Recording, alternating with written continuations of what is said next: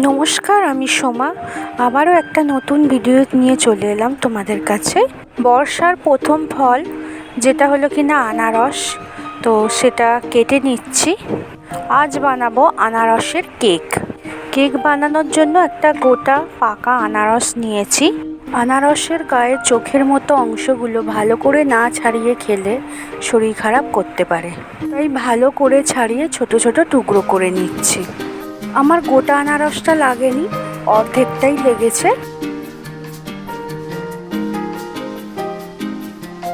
আনারসটা কাটা হয়ে গেছে, এবার মিক্সিতে দিয়ে আনারসের পেস্ট বানিয়ে নেব। আনারসের পেস্টটা তৈরি হয়ে গেছে, একটা বাটিতে ঢেলে নিলাম। তারপর ওই মিক্সির মধ্যে 2 কাপের একটু বেশি চিনি, 1 কাপ সাদা তেল আর 2টো ডিমকে ফাটিয়ে ডিমের সাদা অংশটা নিয়ে নিয়েছিলাম। 2টো কুসুম বাটিতে রেখে দিলাম। তারপর ওগুলোরও একটা পেস্ট বানিয়ে নিলাম। তারপর একটি বাটিতে 2.5 কাপ ময়দা, 1 চামচ বেকিং সোডা, 1 চামচ বেকিং পাউডার, সামান্য নুন দিয়ে ভালো করে মিশিয়ে নিচ্ছি। ময়দার মধ্যে ডিমের কুসুম 2টো দিয়ে দিলাম। তারপর মিক্সিতে যে ব্যাটারটা বানিয়েছিলাম সেটা দিয়ে দিলাম। তারপর ভালো করে নাড়তে থাকলাম। তারপর আনারসের পাল্পটা দিয়ে দিলাম।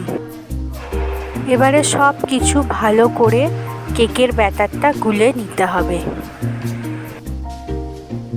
কেকের ব্যাটারটা অনেকক্ষণ ধরেই গুলে নিতে হবে, যাতে একটা ঠিক ব্যাটার তৈরি হয়ে যায়।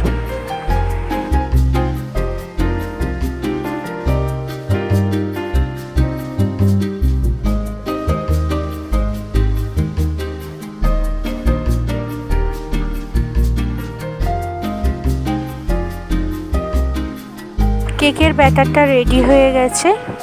এবার আমি একটা অ্যালুমিনিয়ামের ডেচকি নিয়েছি, ওর মধ্যে একটু তেল দিয়ে তেল ব্রাশ করে নিচ্ছি।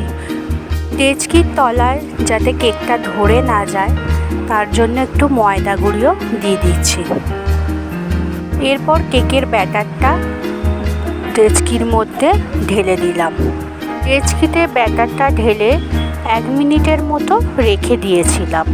গ্যাস জ্বালিয়ে ননস্টিকের কড়ার মধ্যে বালি দিয়ে গরম করতে বসিয়েছিলাম। তারপর বালি গরম হয়ে গেছে, ওর উপর কেকের ব্যাটারের ডেচকিটা বসিয়ে দিয়েছিলাম। তারপর থালা দিয়ে চাপা দিয়ে দিয়েছিলাম যাতে না হাওয়া ঢুকতে পারে। কেকটা অনেকটা নরম এবং ফুলেছিল। আনারসের কেক তৈরি।